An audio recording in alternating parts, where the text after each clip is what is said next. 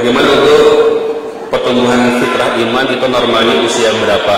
Fitrah iman usianya normal berapa?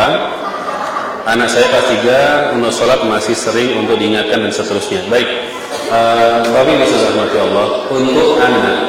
Jadi fitrah iman itu dimulai sejak mereka kecil, paling kecilnya itu sudah diajak komunikasi, itulah fitrah iman. Bahkan bisa anggap saja dari sejak mereka barulah saja lahir. Itu fitrah iman itu sudah bisa untuk ditanamkan.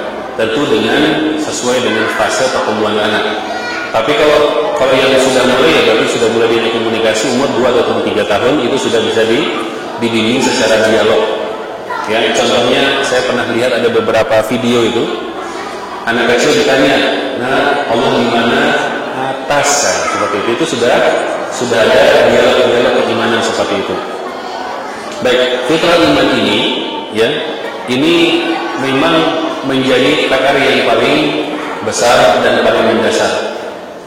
Makanya para imam, para ulama terdahulu mengatakan kami dahulu belajar adab, ya, sebelum belajar ilmu. Dalam riwayat ataupun asar yang lain disebut bahwa kami dahulu para sahabat kami dahulu belajar iman sebelum Al-Quran. Belajar iman sebelum Al-Quran. Artinya apa? Sehingga ketika kami setelah belajar iman, kemudian kami belajar Al-Quran. Ketika kami belajar Al-Quran, bertambah iman kami. Maka iman kami pun bertambah. Jadi itu punya pengaruh. Jadi klasifikasi klasemen ini penting, jangan sampai terbolak-balik. Jangan sampai kita orientasi kepada hasil tentang prestasi kognitif, kita lupa dengan yang dasar fondasinya, yaitu prinsip dasar keimanan.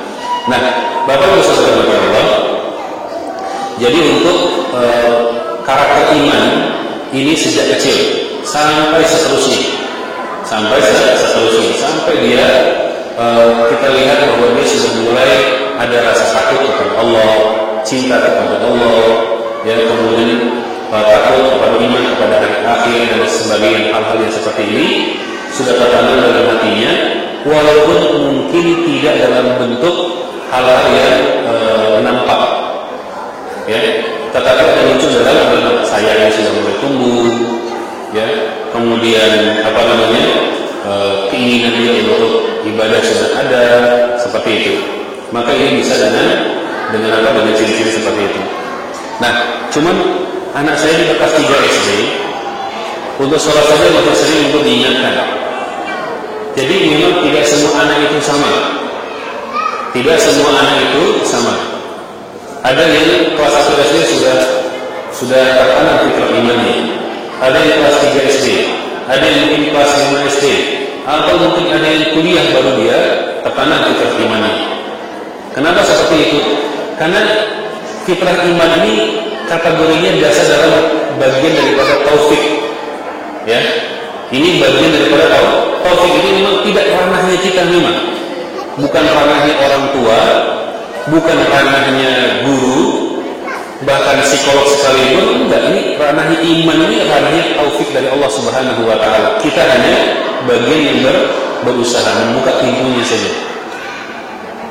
Antum bisa bayangkan, Nabi yang ngajarin, Nabi yang membimbing, ya, Nabi yang hidup satu rumah dengan paman beliau Abu Thalib sampai mati tidak beriman kepada Nabi Muhammad SAW.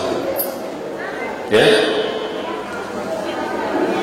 Nabi Nuh alaihi salam, ya, putra beliau. Ini Nabi Nuh, putra beliau, Nabi yang terbaik pada zamannya, ya, manusia terbaik pada zamannya, mendidik putranya, ya, supaya beriman, bukan fitrah iman lagi, supaya beriman, tidak beriman sampai akhir tenggelam di air bah. Kenapa? Karena memang ranah iman itu merupakan ranah segmennya taufik dari Allah Subhanahu wa taala. Jadi bagi ibu dan juga ayah yang berhadapan dengan anak yang seperti ini, maka tanamkan pada diri kita, ini masih disuruh oleh Allah untuk cari pahala. Paham ya? Jadi kalau seandainya anak yang lain kelas 3 SD sudah alhamdulillah sudah auto, ya kan Pak? Azan auto salat. misalnya. Kalau dibilangin auto diam, auto tenang misalnya, sudah auto itu sudah fitrah iman sudah terbentuk. Ada anak yang belum, ya, maka yakinkanlah bahwa ini yang merupakan ladang bagi kita untuk terus, ya, beramal, beribadah dan membimbing anak kita, dan tidak akan ada yang sia-sia di sisi Allah Subhanahu wa Ta'ala.